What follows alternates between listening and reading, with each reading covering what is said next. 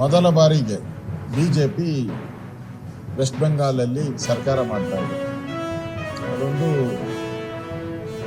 ಬಿಜೆಪಿಗೆ ಗರಿ ಮೂಡುವಂಥ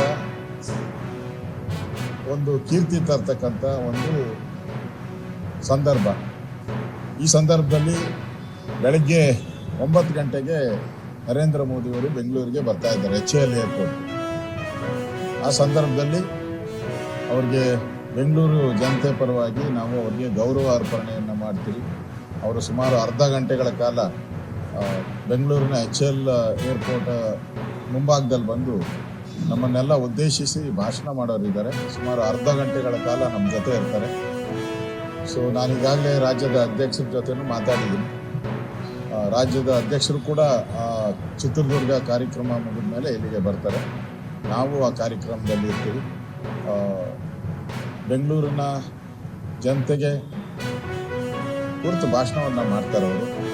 ಸೊ ನಾನು ಬೆಂಗಳೂರಿನ ನಾಗರಿಕರಿಗೆ ವಿನಂತಿ ಮಾಡ್ತೀನಿ, ಈ ಕಾರ್ಯಕ್ರಮಕ್ಕೆ ತಾವು ಕೂಡ ಮುಕ್ತ ಆಹ್ವಾನ ಇದೆ, ಯಾರು ಬೇಕಾದರೂ ಬರ್ಬೋದು. ಎಲ್ಲರೂ ಕೂಡ ಬನ್ನಿ, ಈ ವಿಜಯೋತ್ಸವವನ್ನು ಸಂಭ್ರಮದಿಂದ ಆಚರಣೆ ಮಾಡೋಣ. ನಮ್ಮೆಲ್ಲ BJP ಕಾರ್ಯಕರ್ತರು ಕೂಡ ಈ ಕಾರ್ಯಕ್ರಮಕ್ಕೆ ಬರಬೇಕು ಅಂಥೇಳಿ ಈ ಮೂಲಕ ಆಮಂತ್ರಣವನ್ನು ಕೊಡ್ತಾ ಇದ್ದೀವಿ.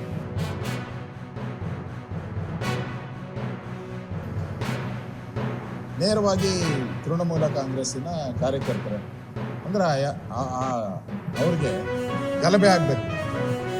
ಗಲಭೆ ಆಗಿ ನಾನೇ ಈ ರಾಜ್ಯವನ್ನು ಕಂಟ್ರೋಲ್ ಮಾಡೋಕ್ಕೆ ನನ್ನ ಕೈಲಿ ಬಿಟ್ಟರೆ ಇನ್ಯಾರು ಈ ಪ್ರಪಂಚದಲ್ಲಿ ಯಾರು ಇಲ್ಲ ಅನ್ನೋದು ತೋರಿಸ್ಬೇಕು.